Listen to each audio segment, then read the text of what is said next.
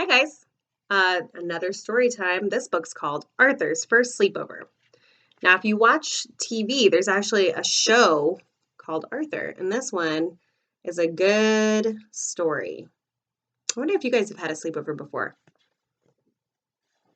Maybe not. Usually a little older. Arthur was getting ready for his first sleepover. I'm going to try to get the page nice and close for you guys. It isn't until Saturday, called Mother. Come in and eat your breakfast. Ooh, what kind of sleepover are they going to have? Looks like one with a tent, maybe a camp out. Father laughed while he read the paper. Some man in town says he saw a spaceship, he chuckled. Probably the same man who thinks he saw Elvis at the mall, joked his mother. I don't believe in aliens, said Arthur. Well, the National Enquirer does, said D.W., and they'll pay a lot of money for a picture of one. The National Enquirer is a magazine. Looks like they're all having breakfast. On the way to school, the girls were talking about the spaceship. Arthur wanted to talk about his sleepover. We can have the sleepover in my tent, said Arthur. You wouldn't catch me out in the tent with all these spaceships landing, said Muffy. This one's Muffy. Bad news, said Buster. My mom thinks I'm too young for a sleepover. I can't come. There's Buster. But you have to, said Arthur. It's my first sleepover, and you're my best friend. Why do they call them sleepovers? Asked Francine. No one even sleeps. And this one's Francine. That afternoon, Arthur told his mother about Buster's problem. Well, I'll see what I can do, said his mother. Arthur crossed his fingers while she dialed. Buster's mom did all the talking. Yes, no, of course not, said Mother. Absolutely. Good talking with you two. Bye. Mother smiled and nodded her eyes. Hooray, cried Arthur. Does Buster's mom know about the spaceship? Asked C.W. That's Arthur's little sister. I saw flashing lights from one today. I think that was a pizza shop sign, said Mother. Saturday morning. Arthur was outside making the tent cozy for his sleepover, and his family helped too. I was just thinking, said D.W., how do we know you're our real parents and not aliens in their bodies? Did you brush your teeth? Asked Father. And pick up that mess in your room, young lady, said Mother. Okay, said D.W.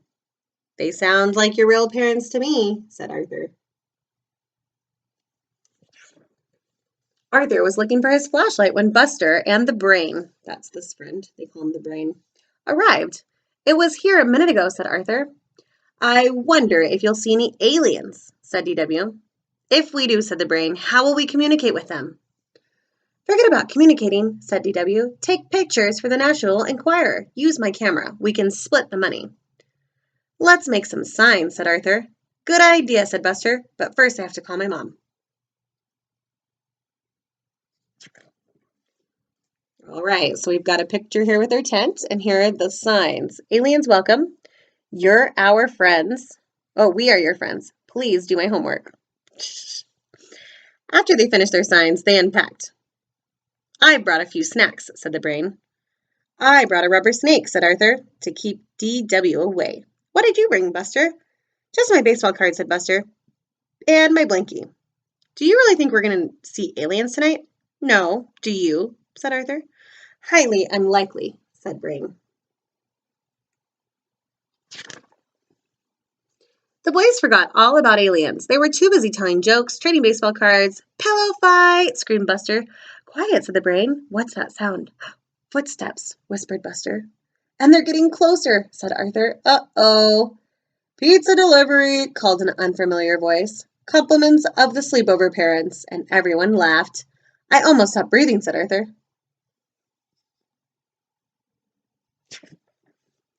Before they knew it, they heard another voice.